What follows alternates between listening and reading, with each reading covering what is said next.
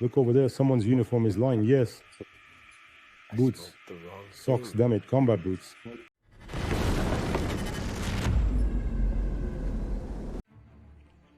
Well, Aftermath of a Ukrainian Himars rocket hitting a Russian base, likely in their rear. One strike flattened half the building. Now the Russians are scratching their heads, figuring out how to fish their socks out of the wreckage. well, the banners are really cool. Doing such heat. Damn, another small mine and it will collapse. Inside, it's probably all flammable. Look over there, someone's uniform is lying. Yes. Boots. Socks, damn it, combat boots. Look, there's a box of socks. You can take those socks. Occupied Makiivka, Russian military jail dubbed the Cold Pit by the occupiers themselves. An imprisoned Russian soldier's video exposes brutal conditions and the leadership's total disregard. Well, this is called the cold pit. Here's the cell. Here are the things. Mattress. This is where they lock us up. Like this. It's a basement room. Here the four of us sat. Not just me. And here they all are with our chief of staff of the unit. Chief of staff of the regiment. Deputy chief of staff of the army. And then main chief medical officer. Armenian. Our chief medical officer. Come here, please. Look at us and hang. Hello, legless. This is a leg. A leg? Well, the sky's beneath me, but this is a leg. They've been here for this long already. They came in, looked, asked who. They were given the reasons.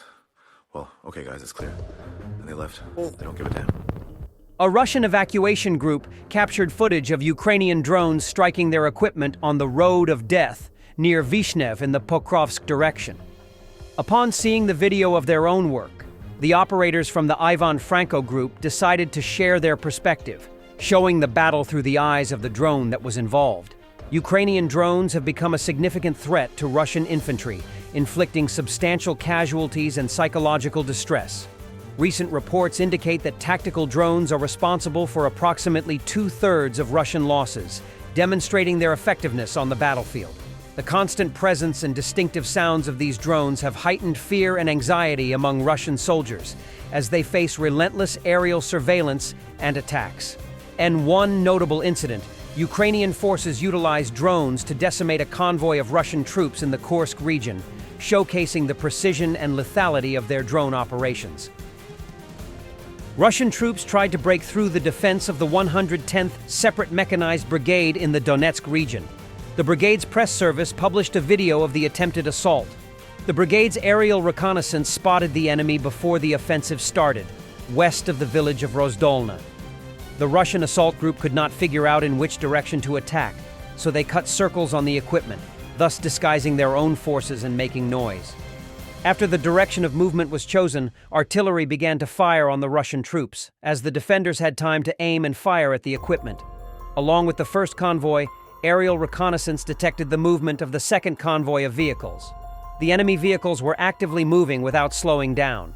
When approaching the forest belt, the tank at the head of the convoy received several hits. Despite this, it continued to move, leading the convoy across the field. At one point, the convoy began to slow down, allowing the defenders' artillery to start firing more accurately at the vehicles. At the same time, the IFVs and MTLBs started to move toward the forest belt, but the Army's FPV drone accurately disabled an armored personnel carrier, which began to smoke heavily and move with the last of its strength, and then stopped. At the same time, the IFV drove back, leaving the assault troops with the armored personnel carrier. After leaving, they started to return again, where they were successfully hit on their way back. Those soldiers who managed to hide in the woods were actively shelled by artillery systems and FPV drones. The second convoy, moving at high speed across the field, crossed the river. The tank at the head of the convoy drove into a ford and got stuck there, after which an armored personnel carrier took the tank crew away. After driving a few tens of meters away, the armored personnel carrier crashed into a standing MTLB, after which both stopped. The enemy switches from a tracked to a wheeled armored personnel carrier and tries to get out of range of Ukrainian forces, but stops at the last moment after being hit by an FPV drone. The military personnel of the damaged vehicle starts running away in different directions and hiding in the village. Then the defenders began to finish off the abandoned equipment so that the enemy could not evacuate it. The battle resulted in the enemy losing 9 out of 10 vehicles and an unknown number of military personnel. Militarny previously reported that the Russian invaders tried to break through the defense of the 110th Mechanized Brigade of the Armed Forces of Ukraine in the Donetsk region for 6 hours.